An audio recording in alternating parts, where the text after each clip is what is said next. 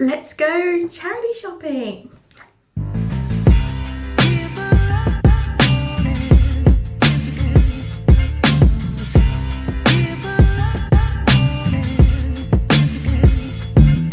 So today I'm going to be going charity shopping with my friend in Bangor, which is the town I'm currently studying in.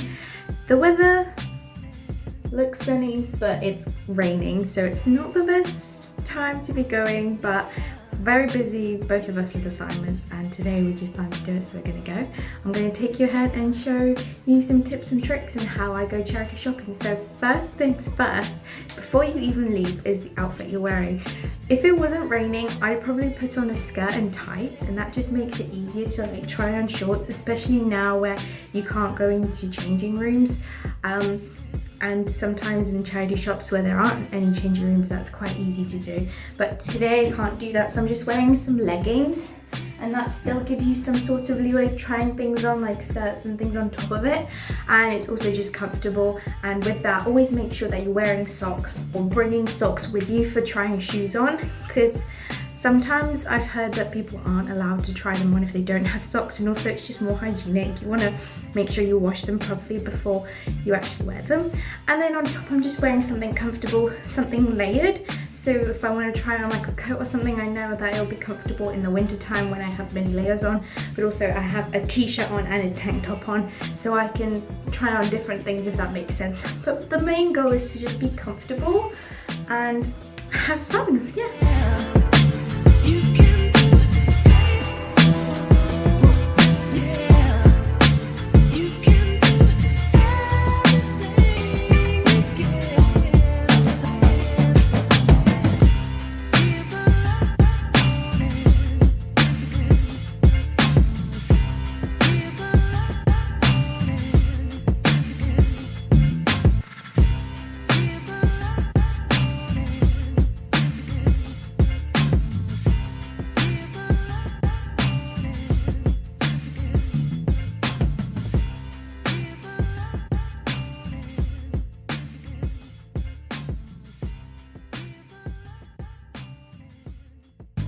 Thrifting, charity shopping, buying secondhand is such an amazing part of being zero waste.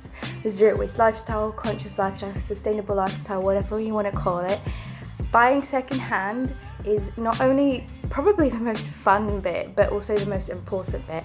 So many things are created every day that we just don't need any more resources. The stuff you already have in the environment can be used by someone else, be new to someone else, and be created into something else rather than being binned and put into landfill.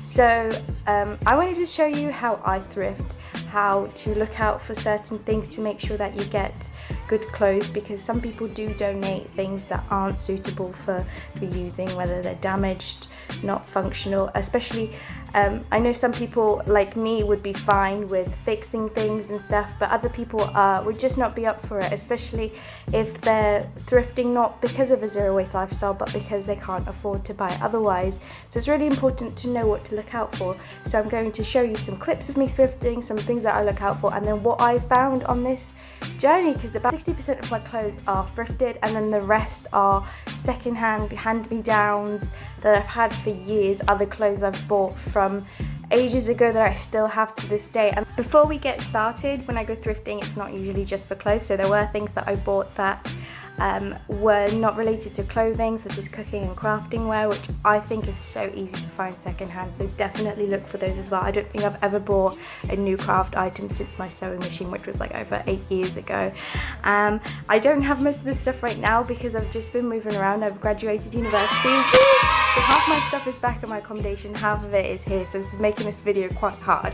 But I did keep one of the embroidery hooks, so I got this big one and £3 and a smaller one, I think for £1, which is amazing. And I am planning on embroidering, but also using this to make paper, and I'll look out for another video, and I will definitely be posting about that. And I also got these yellow silicone molds that look like little circles and they have a hole in them. I think they're used to make cake pops, and I will try and make cake pops with them once, but I'm also wanting to make those little chocolate bombs, hot chocolate bombs that people make. And also, you can never have enough silicone molds. Like, when I move and have an actually normal sized freezer. Check out my apartment video if you don't know what I'm talking about. I can't wait to just freeze loads of things like edible flowers or juices into ices, or like oils with basil that it's going off, just things like that is amazing. So I got that as well, and some cookie cutters. I found like a little pack of lots of circle ones that get smaller and smaller because I really like the idea of making cookies and I love baking, so that would be great. And there was a shop that had a brand new pot of ink, which I use. I'm using up loads of the pens I have, but I also have a refillable ink cartridge, which is really great. And then the ink that I buy happened to be that one, and it was brand new, but someone didn't want it, so I got that as well. Nearly got some sewing patterns because I really want to get into doing clothes this summer. I've been wanting to do that for a long time. I've just been so busy with university. I didn't get any because I already had many that my mum got from a free cycle page, so that is also an option though. They were like 50p for one, which is mad. Anyway, tips of things to look out for when you're trying to buy clothes. And the first thing I do is check the branding, because some brands, things like Primark if you're in the UK, I would not necessarily purchase from unless it's something really pretty and unique and I think it could last. So something like this top, which has these gorgeous sleeves, I looked at the tag and it did say Primark, unfortunately, but I was like, do you know what? I don't think I'll find something similar to this in a long time. So I wanted to buy it and I bought it. But usually if it's like some trousers or a t-shirt that aren't too special or anything like that, I usually won't go for it, especially if it's going to be tight, because the seams won't be good quality. So you do still want to have a look out for good brands. And in most cases that doesn't really create a difference in price, because charity shops don't have the time to be researching into it, so that won't affect your budgeting. And the second thing to look out for is places where people sweat. So this is primarily for t-shirts, and so when you have a t-shirt that's tighter, so I'm going to explain with this t-shirt, especially when it's light colors, because on dark colors you can't necessarily tell, and that's still fine because if it's washed it's clean, but you still don't want to have staining on it that you clearly can't get off. So usually you want to look around the back of the collar and as well the front, because that's typically where girls will get makeup on it, and some things you can't get off. As you can see, this is pretty crisp, clear and white. And then the second place you want to look is the armpits, because that's where you will get patches and stains from sweat, and as you can see, that is pretty darn white. So especially with whites, if I see something this white with no stains, I will grab it, because that's something that's hard to find if you're primarily shopping secondhand. The next thing is a tip for before you go charity shopping is to make sure you know your size. And I'm saying this tip, but even I sometimes don't do it myself. I'm not one to be gaining or losing much weight, but there are some variations in my weight, and I tend to sometimes underestimate or overestimate my weight. And for somebody that's not willing to alter clothing because you don't think that's the right investment, then that is something that you really should be looking out for. You will see in the haul later there are several clothes that don't fit me, either too small or too short, but I like to alter them because I specifically look for quite unique pieces that you wouldn't be able to find, like basics. So things like this top, which is so cute, so I grabbed it and it was meant to be my size. I can't remember what size it says. Oh, it's a size 6. Maybe I didn't check the sizing and got too excited. So maybe also check the sizes. Another tip, and this is particularly with trousers, is to look at points of strain. So sections in the trousers, particularly in the crotch, where the seams will have quite a lot of strain, that does have the risk of loose threads and holes that could form. So I'll give an example of these trousers that I have.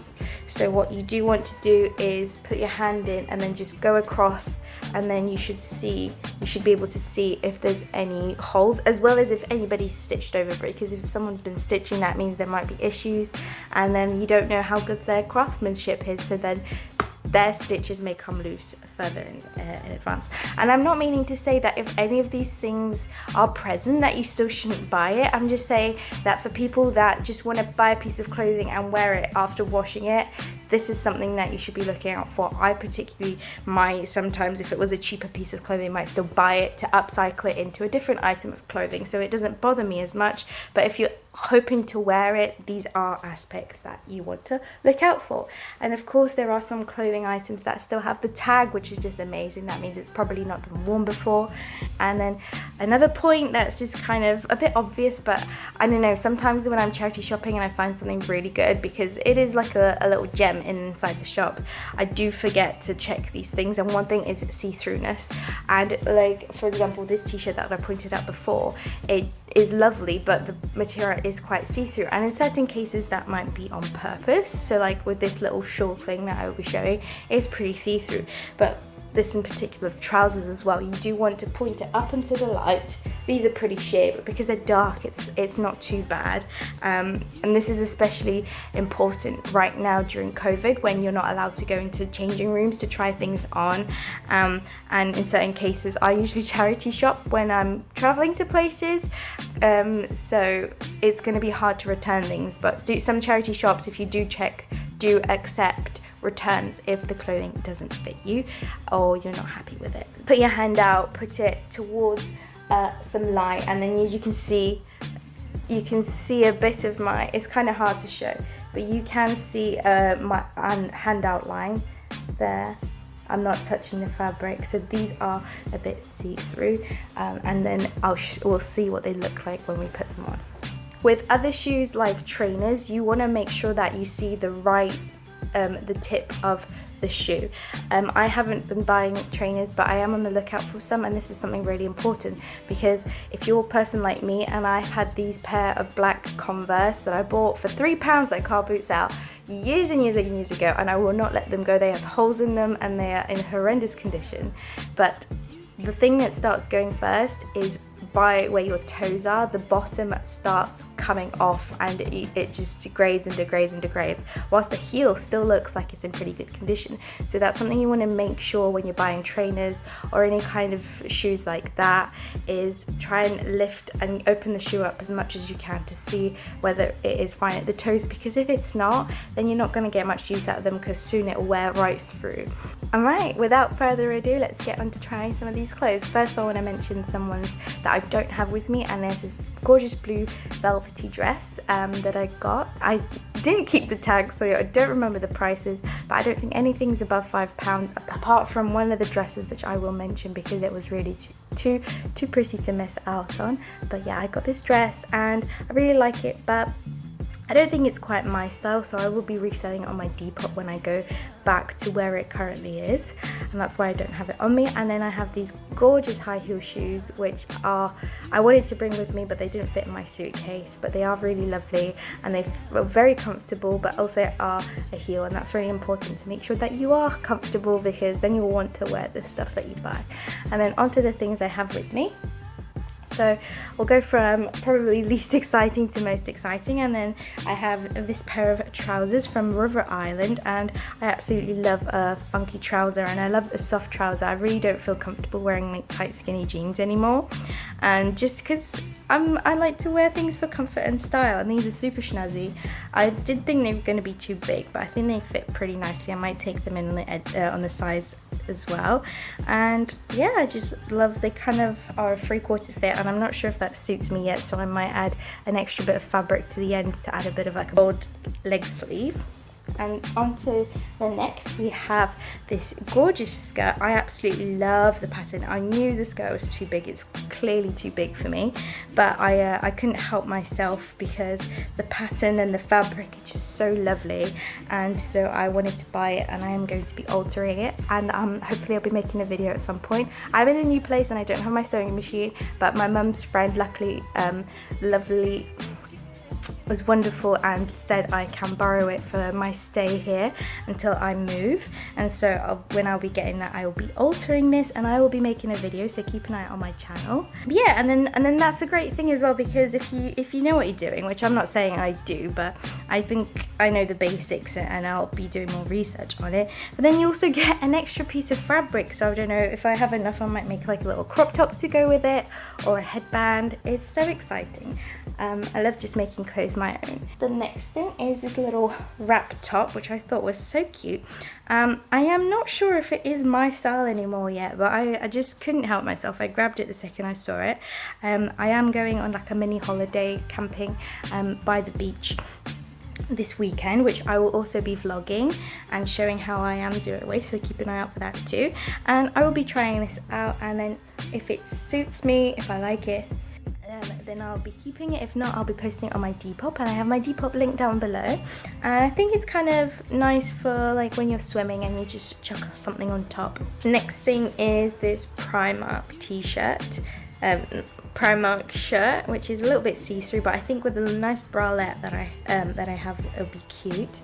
And I just love the sleeve. I absolutely love a statement sleeve. Any bell sleeve I will probably immediately buy if it's my size. I love them, and this fabric is like a gorgeous pattern too. It's so nice. Next is this denim top from Miss Selfridge, and this I unfortunately got too excited about the shape of. Like, it's just so lovely, but the sizing is off. It's 6, but I think I might put like an extra panel in on the sides somehow. I'm really not sure how I'm going to do this, but I don't want to let this go. This is such a cute top, so stay tuned to see what I do with this. It's gonna be hard because they have like the full frill at the bottom, and I don't think I can really cut that off, so unless I add like a panel right at the back, or like a little black elastic, yeah, that might work, or just like an open back and like a zigzag with a ribbon. That would be gorgeous. I'm so excited. See, because nobody's gonna have an outfit like that if they've ever done it. Right, and second to last is another top from Miss Selfridge. It's this beautiful white short sleeve, I think it's a mock neck, because it's not quite a turtleneck, and the patterning is gorgeous, and it was white, and it's so hard to find white things, so I had to grab this. It's so gorgeous. It's a size 10, so that's perfect because I'm a size 8, 10 depending on things. And yeah, it's such a classic little piece, I couldn't help myself. And then last but certainly not least is this dress from Hollister, and oh my god, when I saw it, I loved it. I looked at the price, I was like, I think it was £6 or £7, which is usually a bit more for what I tend to go for. But then I saw it was from Hollister, and then I kept looking at it, and it has, you guessed it, a belt sleeve, and I was like, I just have to buy it. So I got it, and I don't think I regret it because it's an absolute gorgeous dress, and I love the look of velvet. I do remember either when I was buying this or the blue dress, which is also velvet, the lady cashier, when she was grabbing it, she was making like, oh, this is so weird to touch. I was like, well, you're really selling the item, aren't you? It's so funny. But yeah, I believe that's all the stuff I bought. This is all the clothes. I did buy also some stuff that hopefully I think covered everything. I did want to make a video about all my clothing that I currently own and do like a little lifelong haul of my clothes and how I pick what I keep and where it's all from. But I am between apartments right now, but the second I am settled and all my stuff is in one place again, I will be getting onto that. So let me know if you have any other ideas. I love doing fashion stuff, and I will be doing upcycling videos of the clothes I do.